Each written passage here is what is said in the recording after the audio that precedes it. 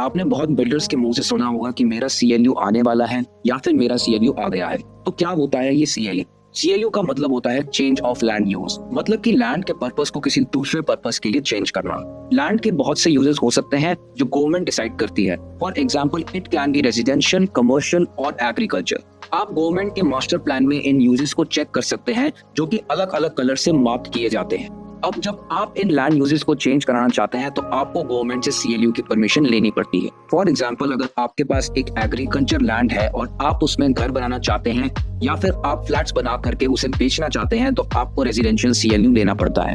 या फिर अगर आप अपने घर को एक रिटेल स्टोर बनाना चाहते हैं तो आपको कमर्शियल सीएलयू लेनी पड़ती है। सीएलयू की परमिशन लेने के लिए आपको अपनी पर्टिकुलर स्टेट गवर्नमेंट अथॉरिटी में एप्लीकेशन डालनी पड़ती है। और ऐसा जरूरी नहीं होता कि आपको सीएलयू ग्रांट हो जाए, बिकॉज सीएलयू ग्रांट करने के अपने नॉर्म्स और टर्म्स होते हैं जो गवर्नमेंट खुद डिसाइड करती है। फॉर एग्जांपल एक पर्टिकुलर सेक्टर में तो गवर्नमेंट ने इतने नंबर ऑफ एरियाज के अंदर ही सिर्फ कमर्शियल शॉप्स को अलॉट किया है, या फिर आप इस सेक्टर में सिर्फ एक पर्टिकुलर एरिया में ही अपना घर खरीद सकते हैं या बना सकते हैं, जिसको हम आर जोन भी कहते हैं, यानी कि रेजिडेंशियल जोन। अगर आप सीएलयू के टॉपिक में इंटरेस्टेड हैं और आप जानना चाहते हैं कि कितने टाइप्स ऑफ लैंड यूजेस हो सकते हैं तो आप हमारा सीएलयू का पार्ट 2 देखना ना भूलें। और अगर आपको ऐसी प्रॉपर्टी की वीडियोस में इंटरेस्ट है तो आप हमें लाइक, शेयर, फॉलो जरूर करें और यूट्यूब पे सब्सक्राइब करें।